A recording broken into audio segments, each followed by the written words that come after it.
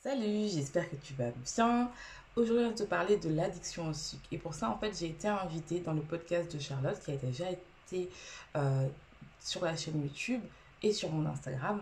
Donc, je t'invite à rester si tu veux savoir si vraiment tu es addict au sucre et qu'est-ce que tu peux faire pour améliorer ta relation avec le sucre. Je t'invite à rester après le générique. Girl, I take that hate and eat that shit for breakfast. And yeah, I like my eggs with a side of mac shit. And yeah. Je vais bien, Charlotte, et toi, comment tu vas? Ça va très bien. Je suis très contente de t'accueillir aujourd'hui sur mon podcast. Je vais t'inviter tout simplement à te présenter à nos auditrices, nos auditeurs, afin qu'ils sachent exactement ce que tu fais. Déjà, je tiens à te remercier de m'avoir invitée dans ton podcast. Pour ceux qui ne me connaissent pas, moi, je suis Alicia. J'ai fait un master en génétique et après, j'ai fait un doctorat en immunologie. Et après, je me suis spécialisée encore dans l'immunologie. Et en fait, je me suis rendu compte que dans toutes les maladies que j'ai étudiées, l'alimentation avait une part importante, notamment le fait d'être un peu une relation compliquée avec son alimentation, qui est le fait d'avoir des troubles compulsifs alimentaires. Et donc, je me suis spécialisée dans ça parce que j'ai moi-même souffert de ça.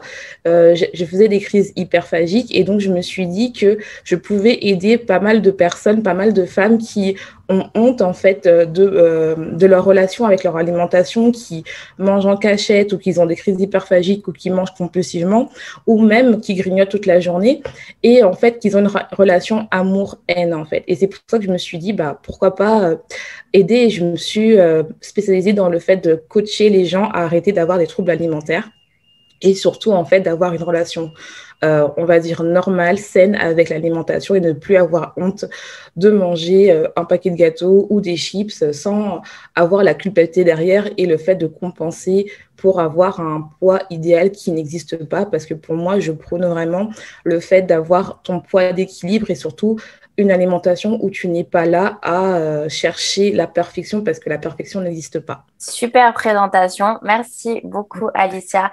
Effectivement, je te rejoins tout à fait sur le fait qu'il n'y a pas de poids idéal qui existe, mais avant tout un poids et du moins un corps dans lequel tu te sens bien. Et c'est super intéressant que tu puisses aider effectivement les femmes qui ont des troubles du comportement alimentaire, parce que on n'ose pas toujours en parler, on ne sait pas toujours vers qui se tourner. Donc merci de proposer ton expertise, parce que je pense que tu peux effectivement aider beaucoup de personnes à ce niveau-là. Donc aujourd'hui, avec Alicia, donc on a décidé de parler principalement de l'addiction au sucre. Enfin, est-ce que on est accro au sucre, et essayer de donner aussi des pistes de réflexion et des pistes d'amélioration par rapport à ce sujet-là. Du coup, j'ai une première question à te poser par rapport à ça. Quelle est, selon toi, la différence entre avoir l'impression d'être accro au sucre et être vraiment addict au sucre? Oui, parce qu'en fait, il y a beaucoup de gens qui confondent le fait d'être addict et qui ont l'impression d'être addict, pour moi en tout cas, parce que en fait, quand tu as l'impression d'être addict, c'est parce que tu penses que tu manges trop de sucre. Enfin, en tout cas, pour moi, c'est ma définition. Et quand tu es addict au sucre, c'est vraiment, tu as des signes spécifiques qui font en sorte que on sait que tu es addict au sucre. Et il y a plusieurs signes qui montrent que tu peux être addict au sucre. C'est par exemple, si quand tu es stressé, tu as besoin de quelque chose de sucré. Par exemple, tu as passé une longue journée, t'as pas pu chercher tes enfants à l'heure, ton boss, il te stresse, et ta première chose que tu fais, c'est manger un cookie ou un gâteau. Le deuxième signe, c'est aussi, par exemple, tu as besoin de terminer ton plat avec quelque chose de sucré. C'est-à-dire, je ne parle pas de fruits ou de fruits ou de yaourt. Je parle vraiment, tu as besoin de manger une glace, tu as vraiment besoin de manger un bonbon, tu as besoin de manger du chocolat. Ça rend vraiment que c'est quand même addict au sucre. Ça peut être aussi le signe que, par exemple, quand tu es stressé, quand tu vas pas bien, quand tu as une émotion forte, tu vas être tendance par du sucré, parce que généralement, le sucre, ça nous apporte quelque chose de réconfortant, on est bien. Et en fait, on a besoin d'avoir ce besoin de réconfort, et donc on se tourne vers le sucre. Et c'est pour moi, là, c'est des signes vraiment qui montrent que tu es addict au sucre. Il y a aussi le fait que tu es attiré par des aliments salés, c'est-à-dire des chips qui sont fort associé après que tu vas manger, par exemple, des glaces ou des bonbons ou du chocolat. Et donc, ça aussi, ça montre vraiment que tu es addict au sucre.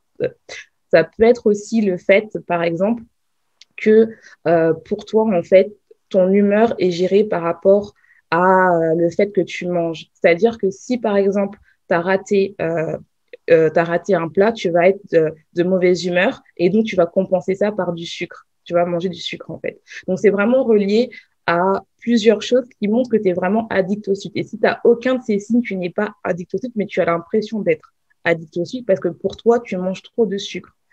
Mais généralement, les personnes qui sont addictes au sucre ne se rendent pas compte qu'elles sont addictes au sucre parce que c'est une addiction, en fait, qui est pas comme l'alcool, c'est-à-dire que c'est très facile de se procurer du sucre parce que dans le supermarché, eh ben, acheter un paquet de gâteaux, ça coûte des fois moins d'1 euro. Alors que l'alcool ou même des drogues plus dures, bah, il y a quand même une démarche où il faut dépenser beaucoup plus cher, en fait. Effectivement, l'accès au sucre est assez, on va dire, facile de manière générale. Et du coup, ça m'amène à la question suivante. Je pense que tu es d'accord avec moi pour dire qu'il y a des sucres, on va dire des sucres cachés aussi qui nous rendent accros, qui peuvent nous rendre addicts. Et comme tu dis d'ailleurs, on peut être aussi addict finalement sans s'en rendre compte à cause de ces sucres cachés. Je pense notamment à certains plats salés. Est-ce que toi, tu as des exemples là comme ça, peut-être de plats dans lesquels on ne pense pas qu'il y aurait du sucre et finalement, voilà, certains plats industriels en contiennent et puis finalement, on se sent un petit peu pris au piège et on rachète et on reconsomme, etc., etc. Pour moi, en fait, c'est qu'il y a beaucoup de sucre caché et des plats, par exemple, qu'on s'en rend pas compte, comme tu le dis très bien, des plats industriels. Par exemple, c'est clair que dans les crèmes glacées, on sait qu'il y a beaucoup de sucre ou les bonbons ou tout ce qui est dessert déjà préparé, tels que les tartes surgelées, peu importe. Mais des fois, on peut en trouver même dans les trucs tout simples, par exemple, des bouillons de cubes. On n'y pense pas, mais il y a du sucre ajouté dedans.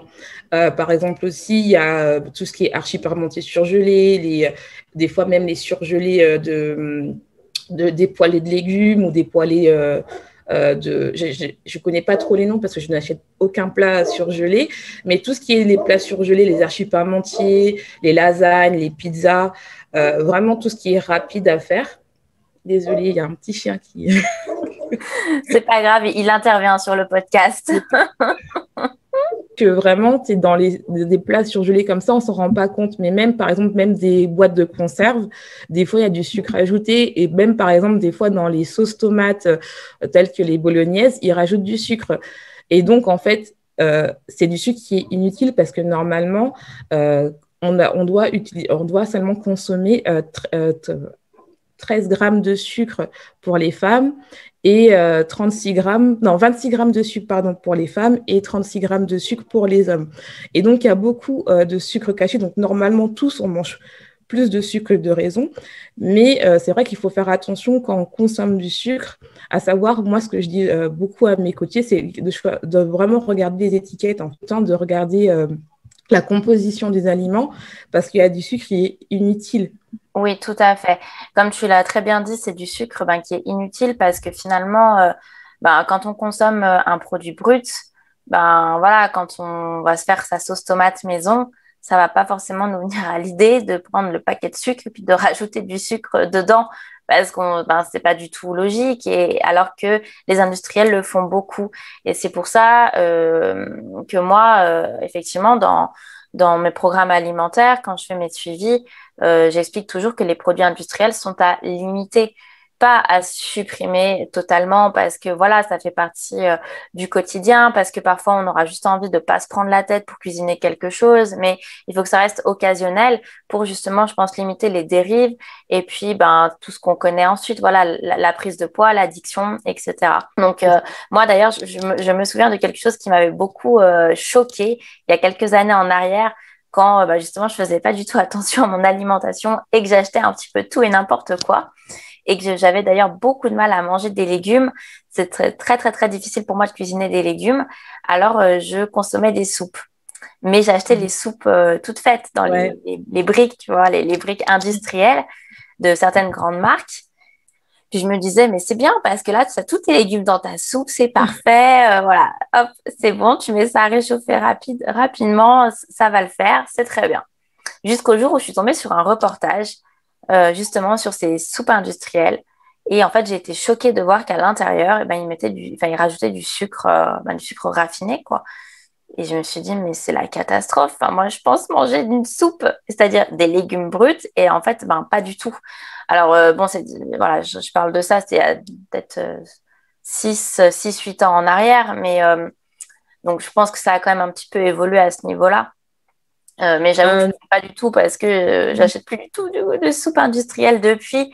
Mais effectivement, comme tu l'as très bien dit, il faut apprendre à lire les étiquettes, à regarder la composition de certains produits parce que même si parfois on pense manger quelque chose, on va dire, de correct ou de bon pour nous, eh ben, pas forcément. C'est ça, et surtout que le but des industriels, c'est qu'on achète leurs produits et donc on devient un peu addict à leurs produits. Donc c'est pour ça qu'ils rajoutent du sucre, pour que ça te donne envie d'y retourner. Parce que inconsciemment, biologiquement parlant, bah, notre corps, il est attiré par le sucre. Et c'est pas mal parce que notre cerveau, il utilise le glucose pour bien fonctionner. Donc, et eux, ils ont trouvé la combinaison parfaite pour qu'on puisse vraiment... tourner vers le sucre, quoi. Donc, c'est pour ça qu'ils rajoutent des fois, même dans les raviolis, hein, alors qu'il n'y a pas besoin, ils rajoutent du sucre. Ou, par exemple, comme tu as dit, les soupes, ou même, par exemple, des fois, des poêlées de légumes. Alors, ils mettent du sucre parce qu'en fait, ils veulent que vous achetiez cette marque. Et surtout, moi, ce qui m'a le plus choqué, c'est dans les bouillons de cubes. C'est-à-dire que moi, pareil, au début, je n'aimais pas non plus cuisiner des légumes. C'est-à-dire que moi, je n'aime pas les légumes à la vapeur. Et en fait, j'ai trouvé un bon moyen pour cuisiner mes légumes, c'était en mettant des bouillons de cubes. Et quand j'ai regardé la composition, j'ai vu qu'il y en a qui mettaient beaucoup de sucre alors que un bouillon de poulet, je vois pas pourquoi on rajoute du sucre dedans en fait. Donc il faut vraiment regarder, on en trouve des bouillons de cubes sans sucre ajouté, mais il faut vraiment regarder, mais on n'y pense pas parce que même inconsciemment on se dit on va pas retrouver du sucre dans des trucs salés, mais en fait si, parce que ça c'est fait exprès pour qu'on puisse en acheter parce qu'on aime le goût et donc on va forcément acheter leurs produits. C'est ça. Et du coup, même dans les trucs bio, il faut faire attention aussi. Oui, pas parce que c'est beau qu'il n'y a pas de sucre ajouté. Il faut faire attention. Il faut vraiment regarder les étiquettes partout. Ouais, tout à fait. Et du coup, c'est bien parce que tu parles de sucre ajouté. Donc, ce qui m'amène à ma question d'après. Aujourd'hui, on trouve pas mal de produits qui ont différentes appellations, notamment light, allégé, réduit en sucre, sans sucre ajouté. Toi, comment tu arrives à expliquer un petit peu cette différence entre tous ces produits? Comment est-ce qu'on s'y retrouve? Alors déjà, pour moi, en fait, c'est des trucs un peu marketing parce que c'est vrai que par balle ces années, l'industrie alimentaire a pas mal évolué parce que au début, on disait que le gras, c'était mauvais et maintenant, le sucre, c'était bon. Maintenant, c'est l'inverse. On dit que le sucre, c'est mauvais et le gras, c'est bon. Et donc, en fait, les gens, pour les consommateurs, on est passé dans le fait d'alléger, réduire en sucre et voire 0% de matière grasse, enfin, peu importe. Et moi, en fait, je dis toujours à mes clientes, c'est de regarder la composition. Parce que des fois, dans les produits allégés, généralement, c'est allégé en gras, mais ils rajoutent du sucre dedans parce qu'il faut bien qu'il y ait le goût. Parce que, bien sûr, on ne va pas acheter un truc qui n'a pas de goût. Donc, ils font ça pour qu'on ait le même goût, mais on enlève juste le gras. Et des fois, il y a beaucoup plus de sucre dedans que, par exemple, dans les yaourts allégés. Finalement, des fois, c'est même mieux de prendre un yaourt normal que de prendre un yaourt allégé parce que oui, peut-être qu'il y aura moins de calories, mais il y aura beaucoup plus de sucre. Et même s'il y a beaucoup de gens qui sont partisans dans une calorie, c'est la même chose, mais une calorie de sucre, c'est pas la même chose qu'une calorie de gras. Donc, il faut vraiment faire attention parce que c'est pas les mêmes signaux de biologie qui sont activés, en fait. Donc, pour moi, en fait, ça dépend vraiment et aussi, on aura tendance, dès que c'est allégé, d'en manger beaucoup plus parce qu'inconsciemment, on dira, c'est moins grave, donc je me fais un peu plus plaisir, en fait. Effectivement, moi, ça me fait penser beaucoup, notamment aux biscuits diététiques. On en entend peut-être un petit peu moins parler, mais pendant un certain temps, c'était vraiment la mode. Tous ces nouveaux biscuits, entre guillemets, minceurs. En gros, tu peux manger ton petit lu aux pépites de chocolat version diète. Alors que finalement, une fois de plus, comme tu l'as très bien dit, il faut regarder la composition. et tu te rends compte que c'est pas plus diététique qu'un petit lu classique de la marque de base, quoi, et que limite, il faut prendre pratiquement la marque de base parce qu'il y aura peut-être moins de composants, moins d'édulcorants, moins de produits, de colorants, etc., rajoutés. Plutôt que comme tu dis, c'est du marketing et donc il faut faire très attention. En fait, ça sera aussi moins cher. Pardon, excuse-moi, je t'ai coupé, mais ça Non, sera aussi vas-y. moins cher. Oui. Ça sera surtout moins cher parce que généralement, on se fait payer plus cher. Et moi, ce que je dis aussi à mes clients, c'est si vous n'avez pas prononcé vous n'avez pas prononcé un ingrédient, ne l'achetez pas, en fait. Ça ne sert à rien. C'est ça. Si vous savez pas ce que c'est, en général, c'est pas bon signe. On évite. Voilà. Moi, je voulais quand même faire une petite aparté. Tu me diras si tu es d'accord avec moi par rapport aux produits sans sucre ajouté. Si à l'heure actuelle, dans votre alimentation, vous voulez quand même faire attention justement aux produits industriels et que parfois, c'est quand même difficile par rapport à votre quotidien, votre rythme de vie, etc., de faire tout maison parce que c'est vrai que ça prend du temps. Et puis, comme tu l'as dit aussi en début de podcast, on ne cherche pas à faire tout parfait, on cherche simplement à faire au mieux dans notre alimentation. Aujourd'hui, on trouve quand même des produits sans sucre ajouté. Et c'est vrai que ces produits sans sucre ajouté, moi, je les conseille dans le sens où, en tout cas, si le marketing n'est pas mensonger et si vous lisez bien les étiquettes, si c'est sans sucre ajouté, effectivement, c'est le produit brut. Je pense beaucoup notamment aux compotes parce que parfois, voilà, donc je fais généralement ma compote maison, mais je suis comme tout le monde. Parfois, j'ai pas le temps. Parfois, je l'achète. Et c'est vrai que on trouve dans les rayons compotes soit allégé en sucre, réduit en sucre ou sans sucre ajouté. Et tournez-vous vraiment vers le sans sucre ajouté parce que là, normalement, dans la composition, vous êtes seulement censé retrouver le fruit, ou les fruits indiqués sur le packaging et c'est tout, en fait. Vous n'êtes pas censé lire justement d'autres choses que vous ne savez pas lire. Et si c'est le cas, là, voilà, c'est des bons produits. Ça reste des produits, oui, que vous trouvez en supermarché industriel, mais ça reste quand même des bons produits que vous pouvez consommer. Alors que les produits allégés en sucre, réduits en sucre, vous avez quand même du sucre et parfois, ils rajoutent même encore d'autres choses à l'intérieur. Enfin, dis-moi si tu me rejoins là-dessus, mais je trouve que c'est important.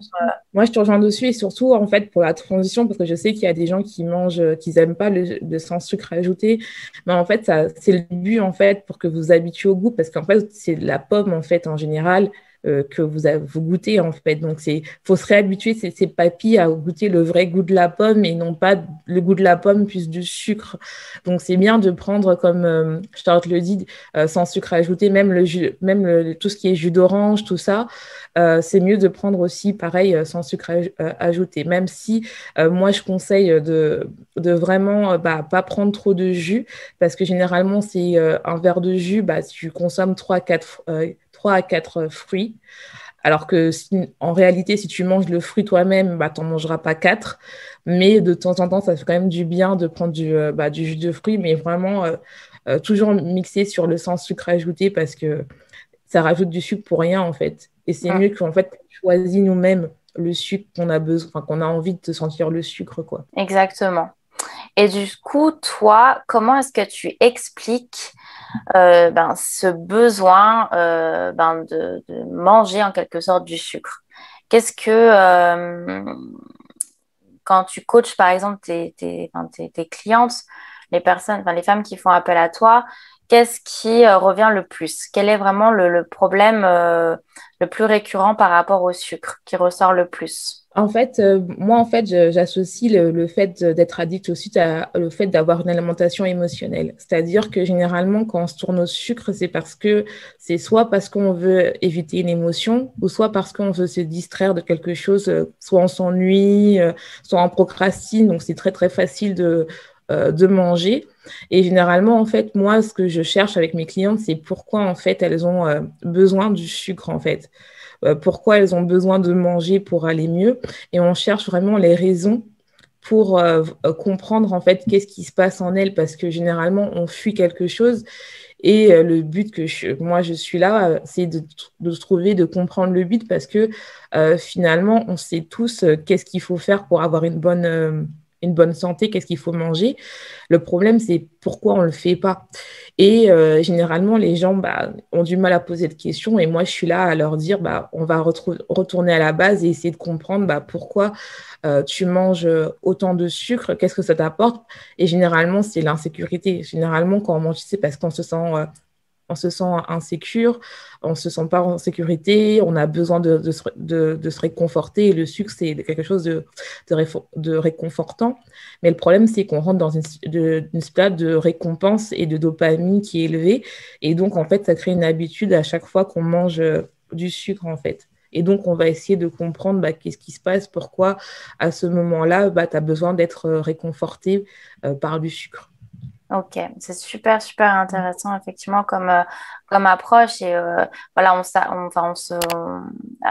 qui est bien avec ton expertise, c'est que tu t'arrêtes pas juste voilà, à j'ai besoin de manger quelque chose de sucré, et puis c'est comme ça et c'est tout. En fait, non, il faut vraiment, voilà, comme tu dis, essayer de creuser, de comprendre. Enfin, il y a souvent un gros travail émotionnel qui se cache derrière et c'est important, effectivement, d'en parler pour comprendre et avancer aussi par rapport à ça. C'est ça parce que je trouve que, en fait, dans la société d'aujourd'hui, en fait, toutes les émotions négatives sont toujours fuies. On a du mal à montrer nos émotions négatives, nos faiblesses, notre vulnérabilité, pardon. Et en fait, c'est pas mal de pleurer, c'est pas mal d'être en colère, c'est pas mal d'être pas bien, en fait. Et donc, en fait, pour montrer qu'on est dans le moule, qu'on est toujours heureux, on prend le sucre et ça nous met déjà de bonne humeur. On a cette émotion de bien-être, qui est fictive, parce que généralement, après, quand tu as une alimentation émotionnelle ou que tu manges tes émotions ou que tu fais des crises d'hyperphagie à culpabilité derrière, tu fais juste ça pour être dans le moule. Mais en fait, au final, tu n'es pas bien, en fait. Et après, tu prends du poids, des kilos émotionnels et que tu comprends pas. Tu as beau essayer, peut-être par toi-même d'arrêter le sucre, mais tu n'y arrives pas parce que tu n'arrives pas à travailler la source, le problème, en fait. Et toi, du coup, Alicia, est-ce que tu as déjà eu des rapports compliqués avec, on va dire avec le sucre? Est-ce que tu as déjà eu cette impression de dépendance au sucre? Est-ce que tu as déjà eu des périodes voilà, d'addiction au sucre? Oui, moi, en fait, comme je vous ai dit au début, je mangeais mes émotions et moi, je suis quelqu'un de très sucré, très, très gourmande et j'adore le sucre. Quand j'étais adolescente, quand j'allais pas bien, moi, j'étais capable de manger le paquet de bonbons en entier et c'était vraiment une dépendance parce que pour moi, en fait, j'étais capable d'en manger tous les jours parce que j'étais pas bien, parce que je me sentais pas bien et et en fait, ça jouait surtout sur mon humeur, parce que le sucre, quand on consomme à l'excès, on peut avoir de la dépression, on peut avoir des problèmes au niveau de la peau, de l'acné, on peut aussi avoir au niveau de l'estomac, on n'a pas un bon microbiote. Donc, et bien sûr, il y a le poids qui arrive, mais ça, c'est vraiment la conséquence du mal-être. Et donc, oui, j'étais dépendante pour moi du sucre parce que, en fait, c'était ma solution, en fait. Et donc, en fait, pour moi, en fait, le sucre, c'était pas mauvais à l'époque parce que je me disais, voilà, je mange un paquet, puis c'est tout. Mais en fait, je me suis rendu compte à l'âge adulte que j'avais une relation bizarre avec le sucre, c'est-à-dire que je me suis rendu compte qu'à chaque fois que j'allais mal, je mangeais du sucre, je mangeais soit des glaces, soit des bonbons.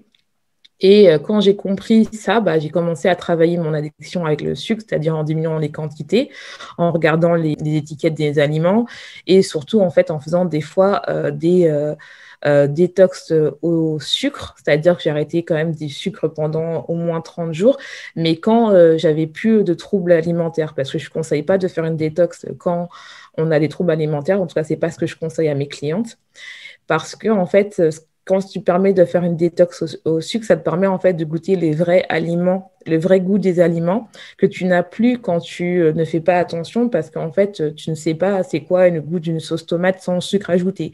Tu ne sais pas c'est quoi le goût, par exemple, d'une glace maison, c'est-à-dire où tu as juste des fruits dedans ou d'un smoothie sans sucre ajouté.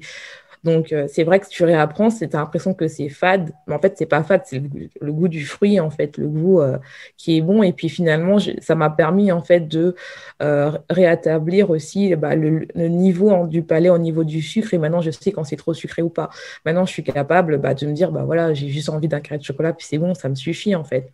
Mais maintenant, je contrôle, en fait, ce que je mets dans mon assiette et je contrôle quand je veux manger du sucre. Et pour moi, ça, c'est important, qui m'a permis en fait de me délivrer un petit peu de ma dépendance en sucre. Mais c'était long quand même, hein, parce que au début, on ne se rend pas compte, parce qu'il faut quand même réaliser le fait qu'on est dépendant du sucre, qu'en fait, on ne comprend pas pourquoi les autres, eux, ils arrivent à s'arrêter après un paquet de bonbons. Enfin, par exemple, dans les gros sachets où il y a je ne sais pas combien de paquets de bonbons, tu sais, par exemple, des Haribo mix, là où il y a Tagada, banane, Oui. les gens, ils arrivent à s'arrêter avec un seul paquet et toi, tu es obligé de terminer tout le paquet pour enlever ta pulsion qui n'est pas bien, ton émotion négative. Et quand tu regardes les gens qui n'ont pas d'addiction au sucre, eh ben, tu comprends que eux, entre guillemets, ils ne sont pas là à se culpabiliser parce qu'ils mangent du sucre, en fait. Et toi, en fait, tu te culpabilises et tu dis, il y a quelque chose qui n'est pas normal, entre guillemets. Même si la normalité n'existe pas. Oui. Du coup, tu dirais concrètement alors combien de temps à peu près ça t'a pris pour te détacher vraiment de cette addiction et qu'est-ce qui t'a vraiment aidé à t'en sortir? Alors moi, combien de temps ça m'a pris? Ça m'a pris pas mal de temps. Je vais pas mentir parce que quand ça dépend vraiment de ta consommation de sucre, je dirais. Moi, ça m'a pris déjà parce qu'il fallait d'abord que je règle mon problème au niveau des TCA, mes pulsions alimentaires, et ça, c'était ma priorité. Après que j'ai travaillé sur ça, l'addiction au sucre, j'ai fait 30 jours sans sucre et c'était dur parce que les premiers jours, c'est là où en fait on a les habitudes où on se dit après manger, je prends mon thé avec du chocolat. Ah bah non, j'ai pas le droit.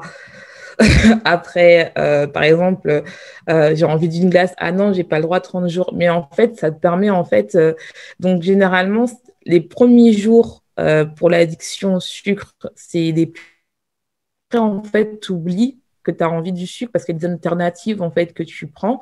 Et quand je parle d'alternatives, je ne parle pas de miel et tout ça parce que c'est vraiment zéro sucre, c'est-à-dire que pas de miel, pas de stevia, pas de trucs, mais en fait, tu arrives à réapprendre en fait à manger des fruits sans, par exemple, des fraises sans sucre ajouté, boire du thé sans sucre. Et en fait, tu prends vraiment le goût du sucre. Et maintenant, je sais que je suis pas trop addict parce que je suis capable de boire du thé sans sucre. Et maintenant, même mettre du sucre, c'est bizarre pour moi, en fait. Donc, c'est vraiment ça. Et en fait, aussi de me renseigner sur les conséquences du sucre grâce à les articles scientifiques m'a permis de réaliser que c'était mal, en fait, de manger autant de sucre, en fait. En fait, je pense qu'il y a eu plusieurs déclics qui a fait que j'avais envie de m'attacher à ça. Et après, ça a été, on va dire, le challenge le plus dur. C'était 30 jours, en fait. Mais là, le fait de réaliser, ça a pris du temps parce que je voulais d'abord travailler mes TCA. Ok, c'est très, très intéressant, effectivement, ce que tu dis. D'abord, soigner vraiment la cause et ensuite les conséquences, finalement. Voilà, de ne pas prendre le problème à l'envers et de se dire, je vais d'abord régler mon addiction au sucre et puis je vais régler mes TCA ensuite. Ça ne fonctionnera pas dans ce sens-là. Non, ça ne fonctionnera pas parce que généralement, les personnes qui sont addictes au sucre, elles ont du mal à arrêter. Et surtout, si c'est une cause émotionnelle, ce n'est pas possible, en fait. Enfin, en tout cas, pour moi, hein, c'est mon avis. Alors, au début du podcast, tu parlais du fait que, voilà, pendant un temps, on entendait que c'était mieux de manger du sucre et pas de gras. Et maintenant, c'est mieux de manger du gras et pas le sucre. Du coup, à l'heure actuelle, toi, qu'est-ce que tu conseillerais? Moi, en fait, je dirais c'est une question d'équilibre. Parce que je peux comprendre, surtout, en fait, il y a beaucoup. Maintenant, le sucre, c'est diabolisé. C'est pour ça qu'il y a le régime cétogène qui existe, hein, parce que voilà, c'est mieux de manger du gras parce que tu as des corps cétoniques et donc ça t'apporte plus d'énergie. Mais en fait, moi, je dirais c'est une question d'équilibre parce que même si, entre guillemets, on enlève tout le sucre, si tu es une bec sucrée, c'est dur. En tout cas, pour moi, c'est vraiment dur. Et je trouve ça dommage de éliminer un aliment juste parce qu'on en a peur ou juste parce qu'on on a peur d'en trop manger. Alors que si on trouve un équilibre qui nous permet en fait d'être bien, de consommer des trucs gras de temps en temps et consommer des trucs sucrés de temps en temps, je vois pas en quoi c'est de mal, en fait. Pour moi, le plus important, c'est de trouver une alimentation qui soit équilibrée par rapport à toi. Si toi, en fait, tu vois que tu aimes bien manger du chocolat de temps en temps, je vois pas pourquoi tu dois t'interdire ça, en fait. Il n'y a pas quelqu'un... Pour moi, il n'y a pas une alimentation, c'est mal de manger du sucre et c'est mal de manger du gras, car c'est trop réducteur et parce qu'en fait, une molécule de sucre ne fait pas la même chose qu'une molécule de gras dans ton corps. Donc, pour moi, c'est important de trouver un équilibre qui te fonctionne à toi. Et bien sûr, une question d'équilibre, parce qu'il faut pas... Tout excès n'est pas bon. On peut avoir, si on consomme trop de sucre, on peut avoir de l'insuline, des problèmes cardiaques. On peut avoir une forte pression artérielle. Donc, on peut avoir de la dépression, parce qu'il ne faut pas oublier que l'alimentation, ça joue beaucoup sur aussi notre humeur. On peut avoir de l'acné si on mange trop de sucre. Donc, pour moi, c'est vraiment une question d'équilibre, en fait. Ok, je vois qu'on partage tout à fait la même vision des choses et c'est exactement ce que j'explique également à mes coachés. À aucun moment on va dire, je leur bannis certains produits, certains aliments de leur alimentation parce que certaines vont être effectivement plus salées, d'autres plus sucrées, d'autres vont préférer manger effectivement des produits plus gras. Mais l'objectif, en tout cas, du moins lorsqu'on fait un rééquilibrage alimentaire, c'est justement d'équilibrer tout ça, tous ces macronutriments, les lipides, les protéines et les glucides de façon globale. Et effectivement, voilà, il faut s'adapter en fonction de ses goûts, en fonction de son rythme de vie, parce que voilà, si on n'est pas très sportif, on va privilégier plutôt tel macronutriment. Si on fait plus de sport, on va augmenter tel macronutriment, etc. Enfin, il y a beaucoup de paramètres à prendre en compte et c'est vraiment au cas par cas. Mais voilà, comme tu l'as très bien dit aujourd'hui, pour ma part également, on ne bannit pas et on essaie vraiment d'équilibrer entre le gras, le sucre et il n'y a pas de vérité, je pense, voilà, pas de vérité vraie, mais il n'y a pas de... Voilà, c'est vraiment au cas par cas. Moi, je suis tout à fait d'accord avec toi, franchement. Et c'est ça, il faut trouver une alimentation qui est adaptée à ton métabolisme, en fait. Parce que si tu manges pas assez de gras, ton métabolisme peut être foutu. Et si tu manges pas assez si tu manges trop de sucre, ton métabolisme aussi peut être aussi foutu. Donc, c'est très important de bien regarder pour que ton métabolisme soit optimal. Parce que moi, ce que je dis à mes coachés, c'est si ton métabolisme n'est pas bon, tu peux faire tout ce que tu veux, tu perdras pas de poids. Ouais. Donc, il faut vraiment faire attention, trouver un équilibre qui est par rapport à toi-même. Et comme tu dis, c'est au cas par cas parce qu'une personne ces macronutriments peuvent être bons pour elle, mais pas pour une autre personne. Donc, c'est pour ça que c'est important de se faire coacher, de demander de l'aide pour ne pas, en fait, pour déjà avoir des résultats et surtout pour pas être frustré aussi et surtout de comprendre en fait comment son corps fonctionne. Exactement. Et toi, tu dirais aujourd'hui par rapport à ton expertise qui est autour des troubles du comportement alimentaire, le sucre, il peut amener quel type du trouble de comportement alimentaire? Alors, moi, je dirais, en fait, en excès, je dirais que ça peut toucher à peu près tous les troubles, ça dépend de telle manière. C'est-à-dire que, par exemple, une personne qui est anorexique, elle peut être attirée par le sucre, même si elle mange beaucoup moins de calories. Mais en fait, par exemple, j'ai écouté une histoire d'une femme, en fait, qui explique qu'elle était anorexique. Et elle, en fait, elle était mannequin. Et donc, en fait, elle prenait de l'alcool, sauf dans l'alcool, il y a du sucre. Donc, elle était aussi addicte au sucre. Et le fait de consommer du sucre, en fait, en très petite quantité, ça la permet d'avoir de l'énergie, parce que le but du sucre, c'est d'apporter de l'énergie. Quand tu fais de crise hyperphagique, tu manges beaucoup, l'hyperphagie, ça dépend si tu es une bec sucrée ou une bec salée, mais on va prendre du cas, vu qu'on parle de quelqu'un qui a un bec sucré, et le sucre, ça va être quelque chose de réconfortant, donc elle va en manger beaucoup, beaucoup. Mais le problème, c'est qu'il y aura la culpabilité, mais par contre, elle ne va pas compenser derrière. Et si tu es boulimique, tu vas en manger en grande quantité du sucre aussi, parce que tu as un bec sucré. Et là, il y aura aussi la culpabilité, donc tu vas vomir parce que tu veux atteindre ton poids idéal.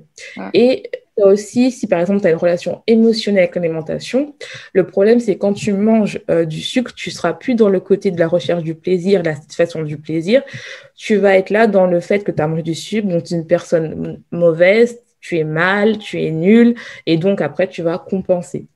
Donc, en fait, on n'est plus dans la recherche du plaisir, le fait de manger du sucre par plaisir, mais plutôt, on va manger du sucre parce qu'on est faible, parce qu'on est nul, parce qu'on ne sert à rien. Et donc, comme on ne sert à rien, on va manger des grosses quantités pour déjà enlever l'émotion qu'on a.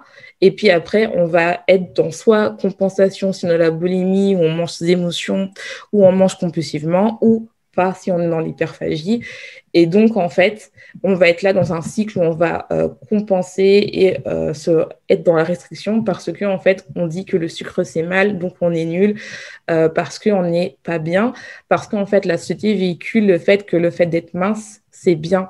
Et donc, en fait, les gens sont dans une sorte de quelque chose qui est paradoxal en disant oui, le sucre, ça me fait du bien, mais c'est mal en même temps. Donc, je suis faible, donc je suis nulle. Donc, en fait, c'est pas bien, donc on va en manger en cachette. Il n'y aura plus ce côté plaisir, en fait. Ce sera juste la course au fait d'avoir du plaisir, mais on n'aura jamais le plaisir et donc on augmente au fur et à mesure les quantités. Ok, très bien. Merci pour toutes ces super précisions. C'est très, très intéressant.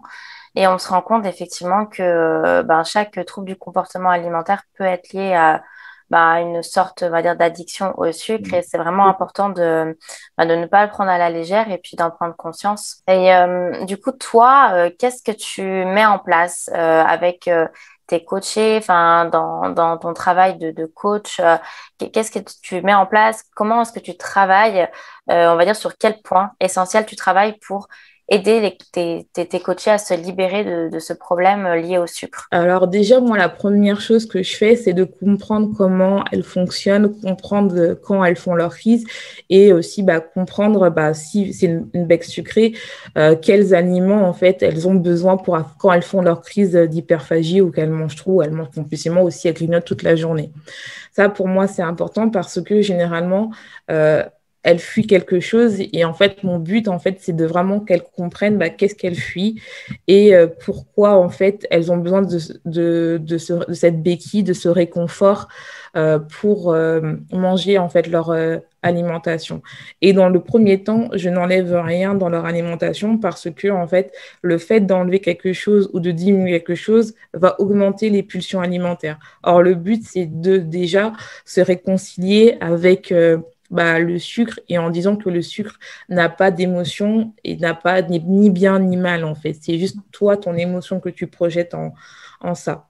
Après, au fur et à mesure, je vais les apprendre à regarder les étiquettes parce que pour moi, c'est important qu'elles comprennent en fait ce qu'elles mangent, qu'elles comprennent pourquoi et surtout que quand elles font des pulsions alimentaires, c'est qu'elles choisissent des aliments pour le plaisir, en fait, et qu'il n'y a plus de culpabilité derrière. C'est-à-dire que, bien sûr, tu ne vas pas arrêter tes crises du jour au lendemain, ça prend du temps.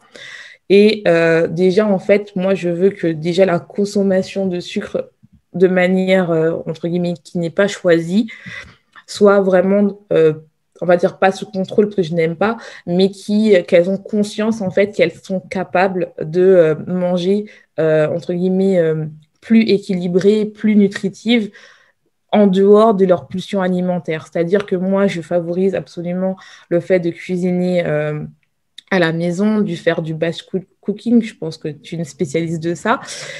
Et parce que, en fait, pour moi, en fait, je ne veux plus l'excuse que si je fais une pulsion alimentaire, je ne mange pas. Si tu manges. Parce que, en fait, le fait que tu fais des crises des pulsions alimentaires, tu es attiré par des aliments peu nutritifs. Et donc, il faut apporter des nutriments à ton corps, surtout si tu fais de la boulimie. Il faut manger. Je sais que c'est dur parce que généralement, on a peur de grossir, mais c'est normal, en fait. Et pour moi, en fait, la première chose à comprendre, c'est qu'il faut bannir toutes les règles de la diète culture, le fait que les légumes, c'est fait uniquement pour perdre du poids, le fait que le gras, c'est mal, le sucre, c'est mal. Non, on s'autorise tout, mais qu'on organise ces plats de manière plus nutritive, que quand tu vas pas bien, que tu fais tes pulsions alimentaires, même si tu es attiré par exemple par des pots de glace en entier, puis après ça termine par des bonbons, puis par des gâteaux, mais que après tu manges, que si tu ne manges pas, tu vas faire encore plus de pulsions et tu vas avoir des crises, par exemple des hyperphagie nocturne, tu vas manger durant la nuit, ou le lendemain tu vas être en restriction, tu vas faire du jeûne intermittent alors qu'on n'a pas besoin. Et tu vas encore recommencer à faire des pulsions. Donc, on va vraiment rééquilibrer et au fur et à mesure, en même temps qu'on travaille de manière psychologique, eh ben, la personne, tout doucement, elle va se rendre compte qu'elle n'a plus besoin de faire des pulsions alimentaires et comme elle va s'autoriser au fur du temps de manger des aliments qui sont plus nutritifs et que ce n'est pas grave, eh ben, elle va commencer à se réconcilier avec son alimentation de manière naturelle et en écoutant en fait un peu plus son intuition et en s'accordant, en se disant bah c'est pas grave en fait. Et dès qu'elle a une émotion négative, eh ben, on va travailler ensemble pour comprendre pourquoi c'est pas grave en fait d'avoir des émotions négatives et ça t'apprend quelque chose sur ton corps, sur toi, sur ta vie et ça te permet en fait d'aller mieux en fait au final. Donc voilà, c'est un peu ça mon programme. Ok, ben, c'est très, très, très intéressant. Vraiment, ben, super, super intéressant toutes ces précisions. Du coup, ben, je vais terminer cet épisode en te posant peut-être une dernière question par rapport au sucre. Est-ce qu'aujourd'hui, on peut dire que afin de se détacher aussi un petit peu de cette addiction au sucre, on va dire le sucre vraiment raffiné, le sucre blanc, on peut utiliser des alternatives? En fait, moi, je trouve que on peut utiliser des alternatives, je suis pas contre, mais pour moi, en fait, je trouve que si on a vraiment envie de sucre, faut en manger. Et surtout, en fait, pour moi, en fait, il faut prendre conscience, en fait, que déjà, on mange trop de sucre. Normalement, on ne devrait pas manger autant de sucre dans la vie. Et si tu préfères une alternative, mais il faut faire attention parce que, par exemple, moi, j'avais déjà essayé l'alternative, c'est-à-dire j'ai essayé la stevia, j'ai essayé le miel et tout ça. Moi, j'utilise beaucoup de miel à la place, mais c'est aussi sucrant que du sucre, en fait. C'est juste que faut faire attention aux alternatives parce qu'on a quand même cette tendance-là de dire, bon, c'est une alternative, c'est un peu moins sucré, donc je rajoute un peu plus.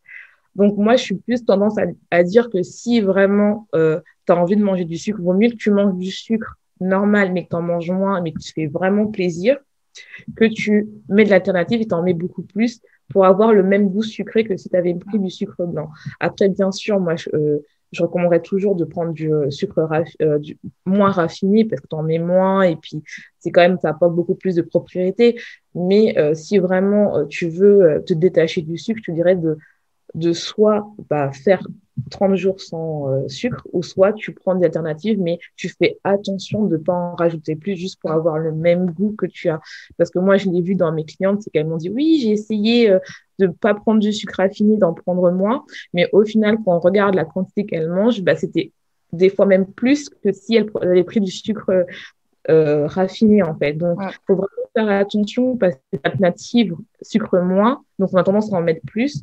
Et des fois, il vaut mieux soit pas en mettre ou soit en mettre vraiment peu pour avoir la même propriété, les bonnes propriétés de ce sucre moins raffiné que le sucre raffiné. Donc, pour moi, c'est ça. Je suis pas contre, mais je dirais faites attention parce que des fois, on a tendance à en mettre plus juste parce qu'on se dit c'est moins grave en fait. Ouais, je te rejoins tout à fait, d'où effectivement l'intérêt peut-être parfois d'être accompagné dans cette démarche-là pour une fois de plus trouver les bons ajustements et puis les bons produits et puis voir une fois de plus ce qui correspond le mieux quand on ne sait pas trop quoi faire, où aller, comment gérer, etc. Ouais, et ma toute dernière question, ça serait aujourd'hui, si tu devais donner un conseil pour toutes les femmes qui savent pas trop si elles sont addictes ou non, mais en tout cas qu'elles ont vraiment l'impression d'avoir une certaine dépendance au sucre, qu'est-ce que tu pourrais donner comme conseil pour les aider là maintenant? Alors moi, je leur dirais que si par exemple tu vois que ton humeur dépend que si tu manges du sucre, si tu te sens déprimé, si tu as de l'acné, si tu as mal à l'estomac, tu as des ballonnements, si tu vois qu'après manger, tu as besoin du sucre, c'est que tu es addict au sucre, n'hésite pas à te faire accompagner. Ce n'est pas grave, ce n'est pas mal en soi. Et généralement, si tu es addict au sucre, c'est parce que tu as peut-être une relation émotionnelle avec le sucre. Donc, n'hésite pas à te faire accompagner ou juste t'en parler à ton médecin ou à une diététicienne où tu dis, voilà, j'ai l'impression d'en manger trop. Des fois, ça commence comme ça. Tu te dis, peut-être je mange trop, je pense de manger trop de sucre, c'est pas normal, j'ai besoin d'en manger du sucre tous les jours. le fait d'en parler, de se déculpabiliser, parce que ce n'est pas grave en soi, c'est juste que bon, c'est juste quelque chose que maintenant on trouve que c'est mal. Oui, c'est mal, je vais pas mentir, c'est mal d'être addict au sucre, mais c'est pas si grave que ça parce qu'on peut s'en libérer de manière efficace et sans en fait avoir honte, parce que ce que je trouve normal, pas normal en ce moment, c'est que on met vraiment le sucre comme si c'était le mal incarné, or que non. C'est juste que tu as une mauvaise relation avec ton alimentation, dont le sucre, et donc tu peux rétablir le fait d'avoir une relation saine avec, et n'hésite pas vraiment à te faire aider. Et ça peut, et si par exemple tu n'as pas les moyens de prendre un coach, tu peux déjà juste commencer par regarder les étiquettes, à regarder les étiquettes, à commencer à cuisiner maison. Je sais que c'est dur, il y en a qui n'aiment pas cuisiner. Le dimanche, généralement, on n'a pas grand-chose à faire, donc faites du batching, faites un plat voilà, où il n'y a pas grand-chose à faire. On peut faire plein de plats à partir de juste 3 aliments. Donc, il n'y a pas besoin d'avoir des gros trucs à faire, mais commencer à faire du batching pour éviter l'excuse. Oui, j'ai la flemme, je commande une pizza le lundi. Oui, j'ai la flemme, je commande un McDo le mardi. Vraiment, faites du batching. Je sais que c'est chiant de cuisiner pendant 2 ou 3 heures, mais après, on est tranquille. Donc, je vous invite vraiment à faire ça. Et si vraiment vous n'arrivez toujours pas avec ça, n'hésitez pas à vous faire accompagner. L'avantage d'un coach, c'est qu'il est là pour vous écouter. Il a des bons moments et des pas bons moments. Il est passé par là où vous êtes passé. C'est ça l'avantage d'un nutritionniste. Et surtout, il y a la compréhension que généralement, le nutritionniste, il vous donne juste un plan alimentaire et il n'essaie pas de comprendre ce qu'il y a derrière les côtés émotionnels. Et moi, c'est ce que je fais avec mes coachés, c'est qu'on voit le côté psychologique qui est important, le développement de soi, l'évolution personnelle, le développement personnel, on voit tout ce qui est blocage et on voit aussi qu'est-ce qui va pas en fait, parce que des fois on mange parce qu'en fait on procrastine, on n'est pas heureux dans sa vie, donc on voit tout ça ensemble et n'hésitez pas à vous faire aider. Franchement, il y a beaucoup de gens qui ont peur de se faire accompagner par le jugement. Au contraire, on vous juge pas, on est là pour ça en fait, on est là pour être à votre écoute et surtout on est passé par là, donc on sait quelles sont vos problématiques. Et franchement aussi, le conseil que je peux encore donner, évitez vraiment les challenges sans être accompagné, parce que ça crée vraiment les troubles alimentaires. Et je sais que c'est très facile d'aller sur Internet, trouver 30 jours sans sucre, mais faites-vous aider. Je vous en supplie, parce que surtout si vous êtes addict, ça va être très dur de vous arrêter, parce que dès les premiers jours, on sent qu'on a un manque, on se sent nerveux, on est irritable. Et quand on n'est pas il faut créer une atmosphère spéciale pour vraiment être dans les bonnes conditions pour se détoxifier du sucre. Donc, c'est vraiment important de faire ça. Ok. Eh ben, merci beaucoup, Alicia, pour tous tes super bons conseils. Du coup, maintenant, où est-ce qu'on peut te retrouver sur tes réseaux sociaux, je pense. Voilà, je te laisse nous donner tes contacts, comment on peut te joindre et voilà ce que tu proposes exactement comme accompagnement. Alors, vous pouvez me trouver sur Instagram sur Ta Propre Vérité. J'ai aussi un podcast qui s'appelle Sois ta propre vérité, où on parle de l'acceptation de soi, les troubles alimentaires, l'alimentation émotionnelle et surtout, en fait, être sa propre vérité, tout simplement. Et je suis sur YouTube sur tout simplement Alicia. Et mon offre du moment, c'est que j'accompagne les femmes qui ont une relation émotionnelle ou qui ont des pulsions alimentaires ou qui tout simplement ont du mal, en fait, ressentent de la culpabilité lorsqu'elles mangent quelque chose qui est considéré comme gras ou trop sucré, ou elles se sentent pas bien avec leur alimentation. Je les accompagne pour se libérer de dictats déjà de la culture et surtout, en fait, de trouver une alimentation qui est en accord avec leur corps pour être leur propre vérité et surtout trouver leur poids d'équilibre. Et c'est un accompagnement de 3 mois où on va se voir chaque semaine pour se poser les vraies questions pour savoir pourquoi tu as besoin de manger quand tu vas pas bien. Voilà. Ok, eh ben parfait. De toute façon, je mettrai toutes les informations concernant Alicia dans la description de cet épisode. Comme ça, vous aurez accès à ses réseaux sociaux, à son offre et à tout ce qu'elle propose. Voilà, j'espère en tout cas que cet épisode vous aura plu. Merci beaucoup, Alicia, d'être venue sur cet épisode, sur ce podcast. C'était vraiment un plaisir de te recevoir. Je te remercie encore. Franchement, j'ai passé un agréable moment et je pense que ça va aider beaucoup de femmes et d'hommes qui ont l'impression d'être addicts ou qui sont addicts au sucre, pardon. Allez, merci beaucoup. Et moi, je vous dis à très vite. Girl, I take the hate and eat that shit for breakfast.